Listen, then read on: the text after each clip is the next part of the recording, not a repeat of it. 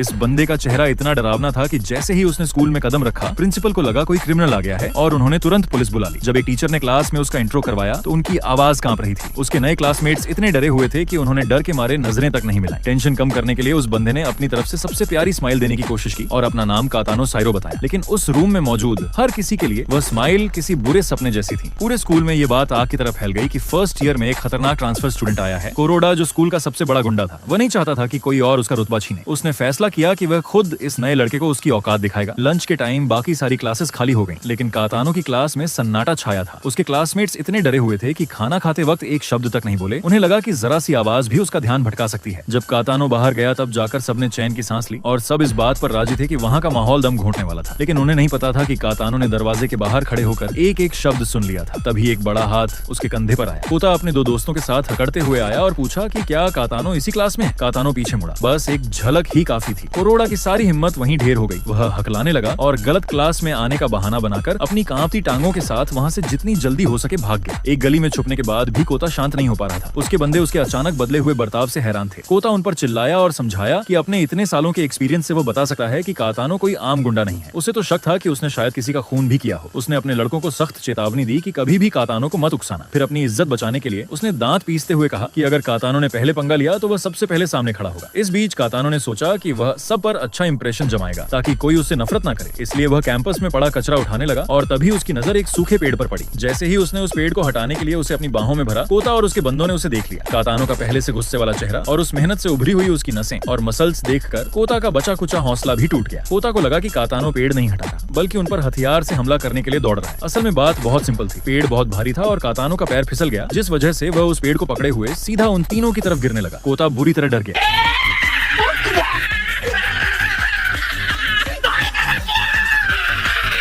टक्कर के बाद कातानो को लगा कि अब उसकी पिटाई होगी, लेकिन इसके बदले उसे कोरोडा के रोने और माफी मांगने की आवाजें सुनाई दी। इस तरह कातानो बिना कुछ किए बिजोरा हाई का डॉन बन गया। उसके क्लासमेट्स अब उससे पहले से ज्यादा डरने लगे थे। टीचर्स क्लास में उसकी तरफ देखते तक नहीं थे, जबकि असल में कातानो बस शांति से बैठकर नोट्स लिख रहा होता था। उसी वक्त जब कोता इस बात से खुश था कि वह खतरे से बच गया, वहाँ एक सुनहरे बालों वाला लड़का आया। उसे स्कूल के पहले दिन टीचर को पीटने की वजह से सस्पेंड कर दिया गया था। अब जब वह वापस आया था तो वह स्कूल के टॉप गुंडे से भिड़ने के लिए तैयार था। कोता पहले से ही फ्रस्ट्रेटेड था और अपना गुस्सा किसी पर निकालना चाहता था। उसने अपनी टीम बुलाई और सबने मिलकर हमला किया, लेकिन यूजी ने उन सबको एक एक करके जमीन पर लेटा दिया। वह खुद को नया डॉन अनाउंस करने ही वाला था कि किसी ने उसे बताया कि असली डॉन तो कातानो है। यूजी ने तुरंत उससे मिलने का फैसला किया। वह पूरी अकड़ के साथ कातानो की क्लास में घुसा और उसकी सीट पर बैठ गया। पूरी क्लास की सांसें अटक गईं। फिर कातानो अंदर आया। उसने देखा कि उसकी सीट पर कोई बैठा है और वह सोच ही रहा था कि कुछ कहे या नहीं। जैसे ही यूजी ने ऊपर देखा और उनकी नजरें मिली, यूजी वहीं जम